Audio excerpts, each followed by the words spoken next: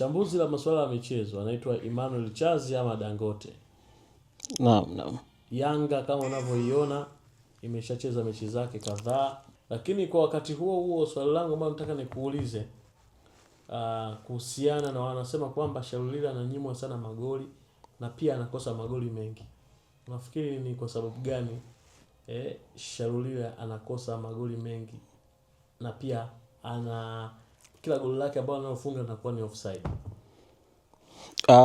Kwanza Shalulile ni mchezaji ambaye amesha prove na ameshaonesha ubora wake upo eneo gani na kila kitu. Hakuna ambaye hajui kwamba Shalulile ni bora kwenye eneo gani na ubora wake upo vipi.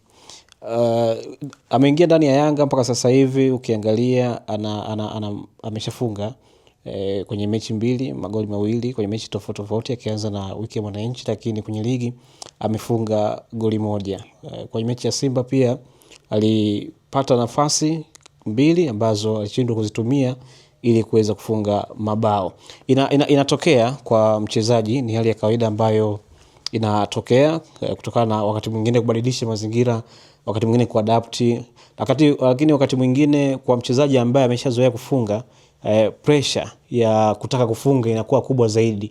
Na ukiangalia kwanza intensity kubwa kwa Shalulile kuanzia mapokezi kwa Tanzania kwa ujumla, Yanga kwa ujumla, na kile ambacho mashabiki wa Yanga wanatamani yaweze kukionyesha, wana matokeo makubwa zaidi na imani kubwa. Kwa hiyo ile imani na pressure na yale mapokezi jinsi ambavyo yalikuwa ndio ambayo yamemtengenezea pressure kubwa pengine Shalulile kutamani kufanya vitu vikubwa zaidi. Kwa mfano ukiangalia kwenye moja goli ambalo alikosa kwenye mechi dhidi ya Simba, alipata nafasi akiwa peke yake, lakini alikuwa na uwezo wa kutulia akaweza kufanya kitu ambacho ni bora zaidi na huenda angefunga. Lakini ukiangalia alipiga kwa haraka mpira ukaenda nje, na ilikuwa ni pressure ambayo ilikuwa imemkuta kwa sababu anafikiria kufanya vitu vikubwa zaidi wakati huo kwenye mazingira hayo ya pressure. Kuhusu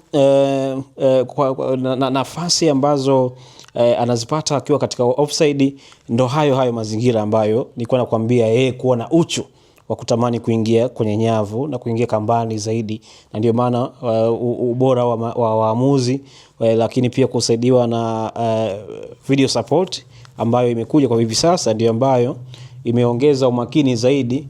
Hata nafasi ambazo amezipata anafunga lakini zinakuwa offside, baada ya kutazama kwenye marejeo ya picha, tafsiri yake ni kwamba Shalulile mipira mingi ambayo inakuja inamkuta kwenye eneo la kupotea, kwa sababu ni mtu kwanza ni mchezaji ambaye anajua kusimama kwenye eneo sahihi la kufunga, cha kwanza. Lakini cha pili ni ile uchu sasa wa yeye kutaka kufunga ndio ambayo inamkuta akiwa mbele zaidi. Lakini kwa mfano mimi ningekuwa kocha wa Yanga, huenda ningemtumia Shalulile akiwa pembeni zaidi. Ni eneo ambalo akicheza upande wa pembeni, kwa mfano kulia, huwa anakuwa bora zaidi pia katika eneo hilo.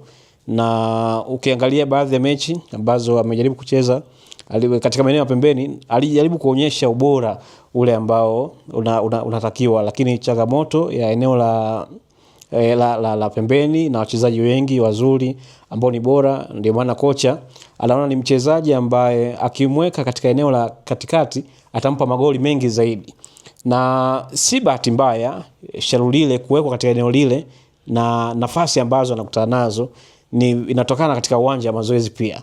Yaani ni plani za kocha kuanzia kwenye uwanja wa mazoezi, na inaonekana ni mchezaji ambaye anajua kusimama eneo sahihi, ni mchezaji ambaye anafunga sana.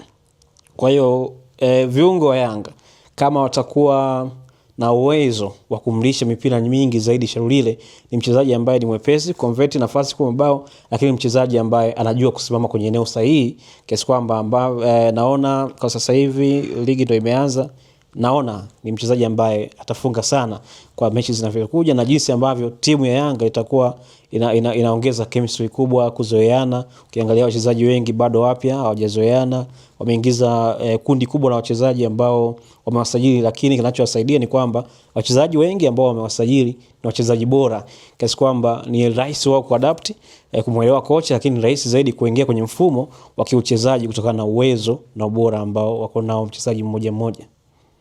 Okay, sasa Hapo umezungumzia kuhusiana na Shalulile, namna the way Yanga wanavyomtambulisha, mashabiki wanavyo expect atakavyokuwa.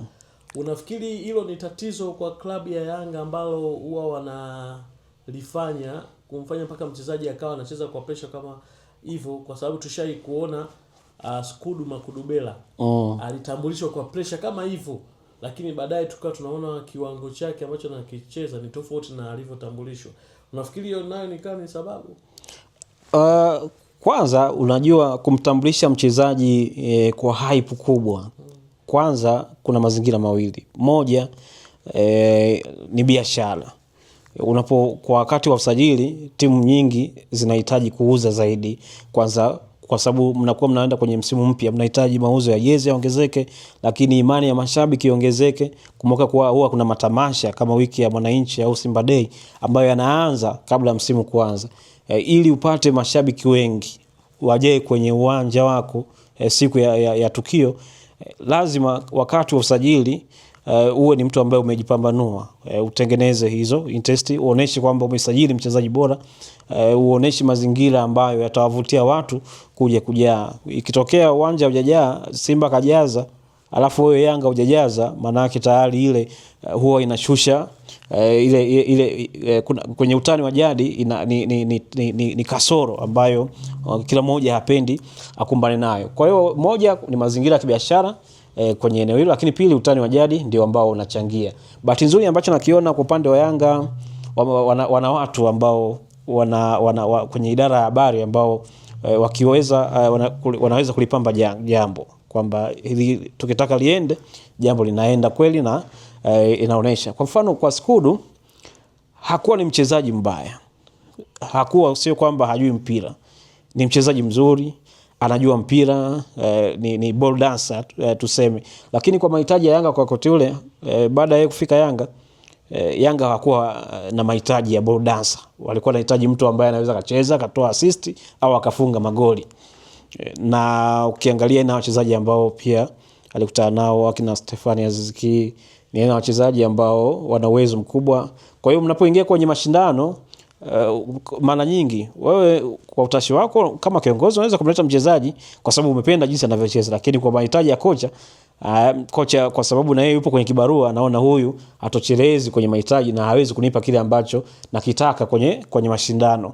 Kwa hiyo ndivyo ilivyo. Kwa Shalulile ni mchezaji mkubwa na ni usajili mkubwa, sio rahisi kupata mchezaji ambaye ameshacheza soka la Afrika kwa kiwango kikubwa, ameshapambana kwenye mechi kubwa na amecheza kwenye timu kubwa kama Mamelodi Sundowns, timu kubwa. Ulitegemea Shalulile baada ya kumaliza wakati wake ndani ya Mamelodi huenda angeenda Uarabuni kama ambavyo wachezaji wengi wakubwa wanafanya, lakini yeye amechagua kuja Yanga. Tafsiri yake ni kwamba kwanza Tanzania mazingira ya soka yameongezeka na amekuwa kivutio, lakini ni mchezaji mkubwa ambaye anaweza akakupa chochote na akakusaidia kwenye mazingira yoyote yale. Kwa mfano Yanga wanaenda kwenye Champions League, wanamtegemea mchezaji ambaye tayari ameshafanya kila kitu kwenye Champions League, ameshafika finali, kachukua ubingwa. Kwa hiyo atakofa vitu vingi. Pressure ya yeye kutambulisha, unajua kwa mfano ukienda Afrika Kusini, watani wakubwa wa jadi ni Orlando na Kaizer Chiefs. Yaani Mamelodi ni kama unavyoona Azam FC kwa Tanzania, haina mashabiki wengi kama ilivyo Simba na Yanga. Kwa hiyo Simba na Yanga za Afrika Kusini ni Orlando pamoja na Kaizer Chiefs. Kwa hiyo huenda Shalulile naye pia hajawahi kukumbana na ile intensity kubwa sana ya mashabiki kama ambavyo ilikuwa South Africa. Kwa hiyo inawezekana ile pressure kuna muda inamuingia kwa sababu amekutana na timu kwanza wanaonesha imani naye kubwa, wanamsupport kwa nguvu, lakini pia mechi nyingi ambazo mpaka sasa hivi Yanga wamecheza viwanja vinakuwa full house, mashabiki wanajaa na wanatarajia makubwa kwake. Lakini kingine pressure za mitandaoni. So mchezaji anaona kinachoendelea mtandaoni, kuna wengine wanakuzodoa huyo wakati wake ushaisha na yeye anaona, na wakati mwingine anaambiwa bwana, watu wanatarajia makubwa kutoka kwako, kwa hiyo tunakuamini, tupe kile ambacho tunahitaji utuoneshe. Kwa hiyo naona mazingira hayo ndio ambayo yanachangia, na pressure haikwepeki kwa Tanzania kwa sababu ndivyo ilivyo. Simba na Yanga utani wa jadi umeshatengeneza mazingira ya hivyo kuwa na pressure. Unapomsajili mchezaji akishindwa kuonesha, maana yake wewe utachekwa na mpinzani wako, lakini akionyesha tafsiri yake kwa tayari usajili utakuwa umetiki na umejibu mapigo au umeleta mapigo kwa wapinzani wako. Ndio kitu ambacho kinatokea. Kwa hiyo Shalulile anatamani kuonesha vitu vikubwa zaidi na zaidi kama ambavyo ameaminiwa na kile ambacho kinaendelea kwa upande wa mashabiki. Sawa, tukitoka kwa Shalulile tuingie kwa mchezaji ambaye alitambulishwa pia. Nisema ilikuwa imezua gumzo sana usajili wake. Huyu namzungumzia Selemani Mwalimu. Baada ya kuwa ni mchezaji wa Simba, ghafla dakika za jioni. Kwa sasa ni mechi ya pili tangu ligi imeanza, kama sikosei, au ya tatu. Kocha wa Yanga hajamtumia mpaka sasa Selemani Mwalimu. Unafikiria ni nini ambacho kinamfanya kocha wa Yanga asimtumie Selemani Mwalimu, ili hali ni mchezaji ambaye alizua gumzo hapa hivi karibuni na watu walitarajia kumuona uwanjani akiwa anacheza? Mwisho wa siku ameishia tu kukaa bench na kuwa anaangalia wenzake wanavyocheza. Unafikiri nini kocha ambacho kimemfanya asimtumie Selemani Mwalimu?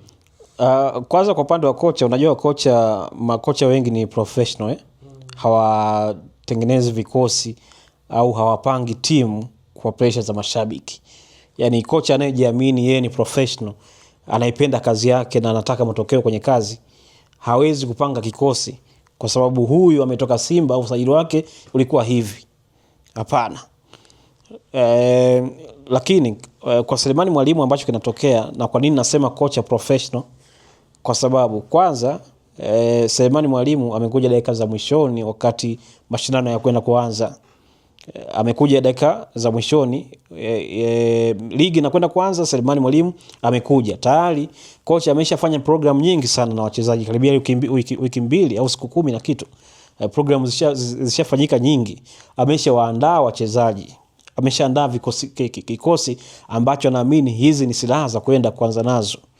Tayari ana program zake ambazo anaona hapa huyu na huyu wanafiti, huyu na huyu wanafiti. Sasa Selemani Mwalimu amekuja, inabidi sasa aanze kuingia kwenye mfumo wa kocha taratibu kadiri ambavyo mashindano yanaendelea. Labda kama pre-season ingekuwa ndefu, alafu Selemani Mwalimu akaja kabla mashindano hayajaanza, ingekuwa rahisi kuingia moja kwa moja kwenye mfumo, kwa sababu kocha angemtumia kwenye program za moja kwa moja kwenye uwanja mazoezi. Kwa hiyo kwa sasa hivi hamtumii kwenye program za moja kwa moja za kwamba wewe na kuweka kwenye programu ya wale wachezaji ambao wanaanza mara kwa mara. Hapana. Kwa sababu wewe umekuja hivi karibuni, kwanza unatakiwa kuadapt mazingira kuendana na wachezaji waliopo. Lakini pili uingie kwenye program za mwalimu ili uweze kuendana na mfumo uliopo. Kwa hiyo kinachotokea kwa Selemani Mwalimu ni kwa sababu alichelewa, amekuta tayari kocha na program zake ambazo ameshaziandaa, na alisema kwamba kuanzia mechi inayokuja dhidi ya JKT Tanzania ambayo ni kesho, huenda ndio akawa na uwezo wa sasa wa kwanza kumtumia Selemani Mwalimu angalau kwa dakika 10 au 20. Sio kumwanzisha, angalau kwa dakika 10 au 20, kwa sababu ni mchezaji mgeni, anahitaji kuadapt kuendana na mazingira, lakini kuadapt kuendana na program za mwalimu. Lakini kingine kikubwa zaidi ambacho hawezi kuingia kwenye mfumo moja kwa moja, yeye sasa Selemani kama Selemani ana muda mrefu haja training kwenye uwanja mazoezi kwa ajili ya kujiandaa na michezo au mashindano, kwa sababu wakati dirisha limefungwa hapa, Selemani Mwalimu wakati ambao Simba ilikuwa inacheza Kagame Cup, huenda na wakati ambao angejiandaa vizuri, lakini wakati huo hakuwepo kwenye program kwa sababu ya issue za usajili kati ya Simba pamoja na timu yake ambayo ni Wydad, walikuwa hawajamalizana. Kwa hiyo hakuwa na mwelekeo sahihi wapi ambako anakwenda kucheza zaidi. Alitumia muda mwingi kusubiri na kuzunguka, kusafiri kwenda Morocco na kurejea wakati huo taratibu za usajili zikikamilika. Lakini baada ya Yanga kumpata, ndipo ambapo sasa amepata muda wa kwanza kufanya mazoezi na timu baada ya kujoin na Yanga. Okay, kwa pale katika klabu ya Yanga namba ya Selemani Mwalimu, unafikiri atakuwa anachuana na nani pale katika klabu ya Yanga? Nani ambaye atakao tunachuana naye kuania namba hiyo ambayo atakao kuwa anaweza kuchezea? Eneo la Yanga kwa sasa hivi ukiangalia muda mwingi Mwalimu anautumia kucheza na striker mmoja kwa maana ya Sharulile, lakini pembeni anaweza akamtumia Zakwan, alafu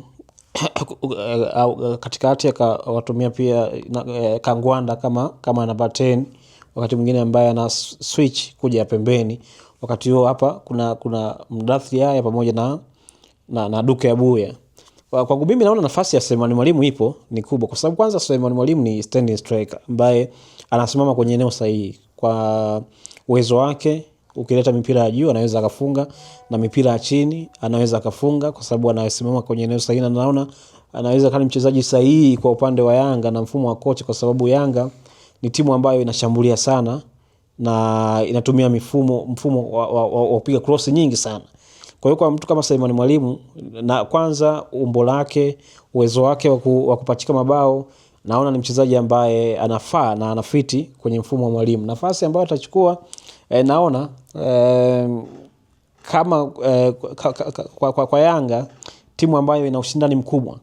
Kwanza Yanga wachezaji wachache ambao wana uhakika kila mechi kucheza dakika 90 ni wachache kwa sababu ya upana wa kikosi. Kwa hiyo naona atakuwa mchezaji ambaye anaingia na kutoka kutokana na aina ya mechi ambazo kocha atakuwa anataka timu yake iwe. Kuna mechi tunaweza tukamshuhudia anacheza dakika 90, lakini kuna mechi tunaweza tukamshuhudia akicheza dakika chache, na kuna mechi tunaweza tukashuhudia asicheze kabisa kutokana na upana wa kikosi ambao uliopo. Kwa hiyo kutokana na aina ya matumizi ya Mwalimu, kwangu mimi natamani Sharulile acheze pembeni, halafu Selemani Mwalimu aingie kucheza kama namba 9 kwenye kikosi cha Yanga. Kwa hiyo naona nafasi yake ipo kutokana na interchange ambazo kocha atakuwa anazifanya.